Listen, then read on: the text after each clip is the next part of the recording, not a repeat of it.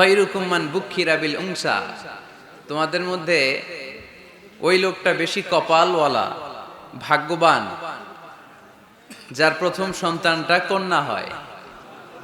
কি হয়? আপনাদের ঘরে প্রথম মেয়ে হয়েছে কার দেখি?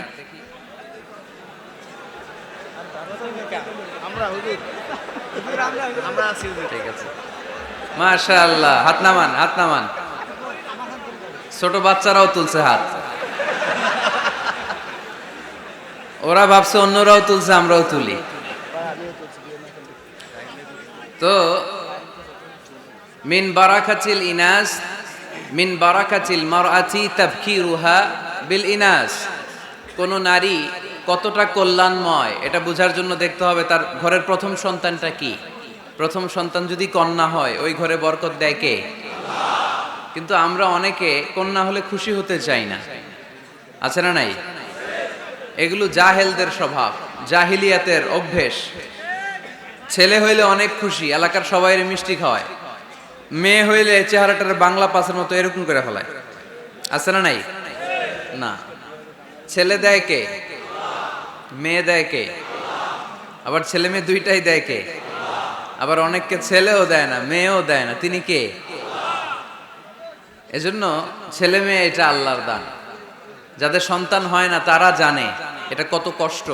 অনেকে আমাকে পার্সোনালি বলে, দোয়া চায় হুজুর, 15 বছর বিয়ে করেছি, সন্তান হয় না, দোয়া করবেন। দোয়া করি এদের জন্য। এদের অন্তরে অনেক জ্বালা। একটা মেয়ের জীবনের সবচেয়ে বড় পাওয়া, সে মা ডাক শুনবে।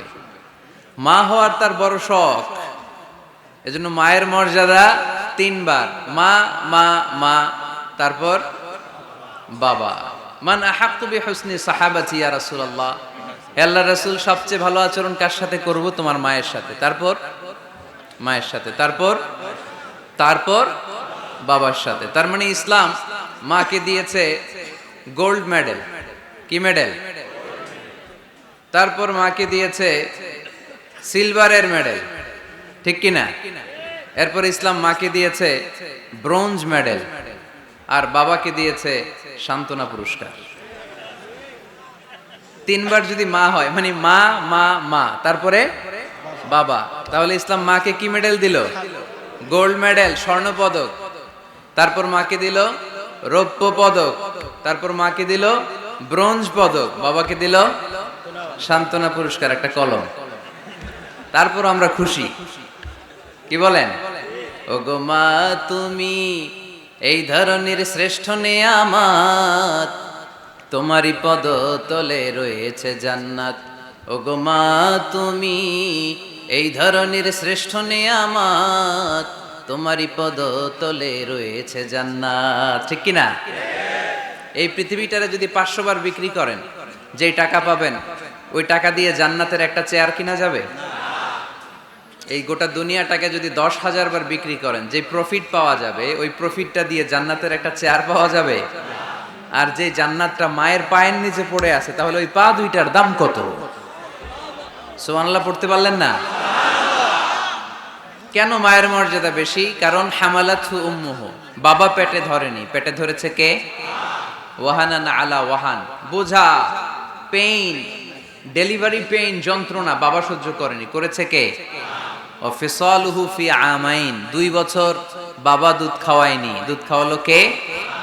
বিষ্ণু বললেন লাউ কাতা'তা জিলদাক, জিলদুন মানে হচ্ছে স্কিন। বিষ্ণু বললেন তোমার স্কিন, চামড়াগুলো কেটে কেটে রোদে শুকিয়ে যদি জুতা বানাও 2টা, আর ওই জুতাগুলো দিয়ে যদি মাকে উপহার দাও, যে মা আমার গায়ের চামড়া দিয়ে তোমাকে 2টো জুতা উপহার দিলাম, ওই জুতা পরেও যদি তোমার মা 1000 বছর হাঁটে, তাহলে ওই যে ছোটবেলায় কত লক্ষ ঢোক দুধ তুমি তোমার মায়ের বুক থেকে খেয়েছো, তার 1 ঢোক দুধের সুদ আদায় হবে না।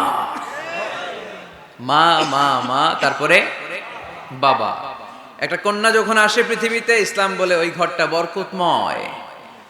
এরপর যখন বড় হতে শুরু করে, ইসলাম বলে বাবা যদি এই মেয়েকে ভালো পাত্রের হাতে তুলে দেয়, বাবার জন্য জান্নাতের দরজাকে খুলে দেয় কে?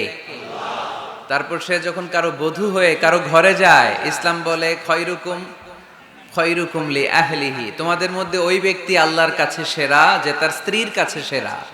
কার কাছে সেরা? আপনি আল্লাহর কাছে পছন্দনীয় হতে হলে আগে আপনার স্ত্রীর কাছে পছন্দনীয় হতে হবে। আপনার স্ত্রী যদি আপনার A+ দেয়, আপনি আল্লাহর কাছেও, কথা বুঝে নাই বোধহয়। আপনার বউ যদি আপনারা দেয় A+, আল্লাহ দিবে কি? আপনার স্ত্রী যদি আপনারা দেয় A-, আল্লাহ দিবে কি? আপনার স্ত্রী যদি আপনার F দেয়, F, ওই যে ফেল, তো আল্লাহ কি দিবে? আজকে যে ভাবিরে ধরবেন, কি দিবা? কও, কি দিবা? হ্যাঁ, ওই যে বিয়া করে নাই, A+। তো স্ত্রীদের সাথে বিষ্ণু ঈসা ইসলাম অনেক খুনসুটি করতেন, অনেক ভালোবাসতেন স্ত্রীদেরকে।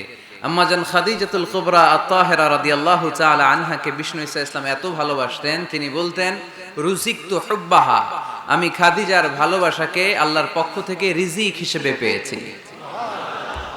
খাদিজাতুল কুবরা আত-তাহেরা রাদিয়াল্লাহু তাআলা আনহার ইন্তেকালের পরে উনি খাদিজাতুল কুবরা আত-তাহেরা রাদিয়াল্লাহু তাআলা আনহার বান্ধবীদের বাড়িতে কুরবানির গোশত হাদিয়া পাঠাতেন।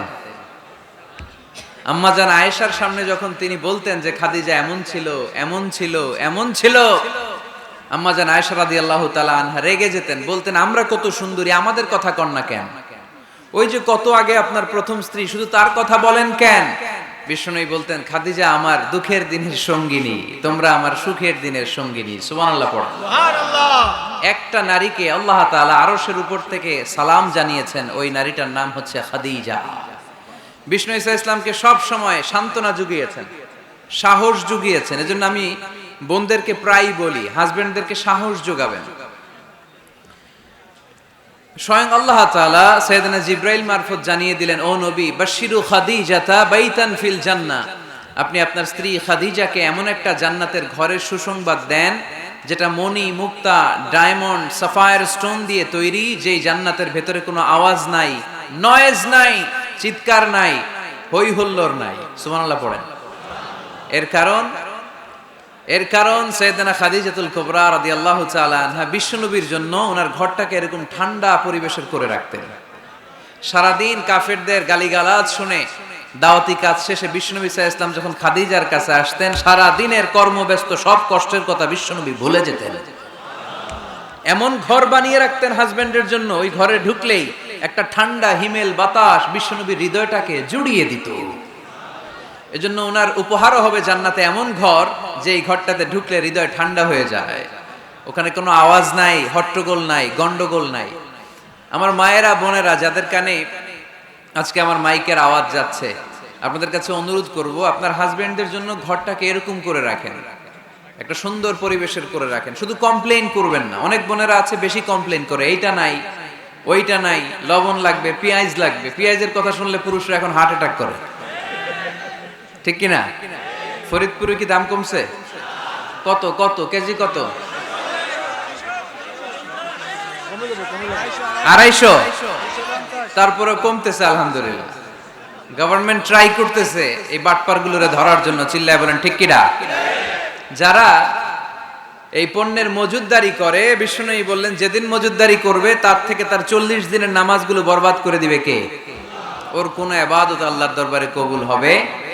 পণ্যের এই সংকট তৈরি করা এটা কবিরা গুনাহ, এটা মিনাল কাবায়ের। এজন্য খবরদার, বোনদেরকে বলি হাজবেন্ডের জন্য ঘরটাকে সুন্দর করে রাখেন। তো ইসলাম বলে কারো ঘরে যখন কোন নারী বধূ হয়ে যায়, সে তার হাজবেন্ডকে সার্টিফাই করবে। এরপর যখন সন্তান সম্ভবা, ইসলাম বলে ডেলিভারি করতে যে অনেক নারী পৃথিবী থেকে বিদায় নেয় না, মরে যায়, ইন্তেকাল করে।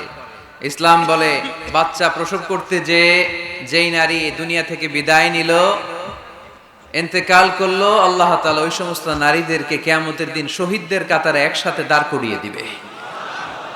আর যদি সুন্দর প্রসেসে ডেলিভারি করতে পারে, তাহলে ইসলাম বলে পুরুষদের পায়ের নিচে থাকে জুতা, জুতার নিচে থাকে বালি আর মাটি, আর এক একটা মায়ের পায়ের নিচে থাকে তার ছেলে মেয়েদের জান্নাত। এজন্য মা মা মা, তারপরে বাবা। আমরা যেন বেশি বেশি মা বাবার খেদমত করতে পারি, আল্লাহ তুমি তৌফিক দান করো। এক ভাই আমাকে বললেন, হুজুর 3 রাত চলে গেল, কেউ নারীদেরকে নিয়ে কিছু বলে নাই, আপনি শুরুটা করেন নারীদেরকে দিয়ে। এজন্য নারীদেরকে দিয়ে আমি শুরু করলাম। তো আজকে একেবারে সমাপনী রজনী, আমাকে আপনারা প্রধান অতিথি রেখেছেন, শুকরিয়া। তারপর প্রধান বক্তা হচ্ছেন বিশিষ্ট ইসলামী চিন্তাবিদ হযরত মাওলানা মোল্লা আব্দুর রহমান সাহেব, খতিব, আলফাডাঙ্গা থানা, জামে মসজিদ, ফরিদপুর।